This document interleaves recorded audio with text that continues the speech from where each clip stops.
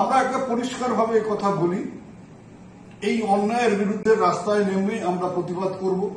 শুধু রাস্তায় নেমে প্রতিবাদ করা নয়, সব বাঙালিকে এর বিরুদ্ধে সোচ্চার হতে হবে।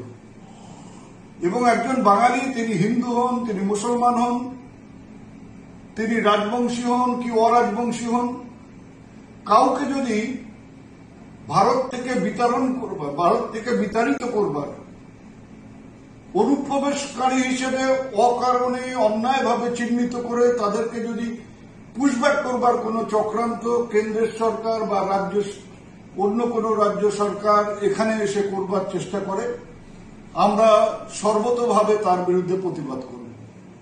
একজন বাঙালিকেও কেউ এখান থেকে তাড়াতে পারবে না। যারা বাঙালিদের এখান থেকে তাড়াবার চক্রান্ত করবে তাদেরকেই বাংলার মানুষ বাংলা ছাড়া করবে, এই বিশ্বাস আমাদের আছে। এর বিরুদ্ধে সবাইকে সোচ্চার হয়ে রাস্তায় নামবার জন্য আমরা আবেদন করছি।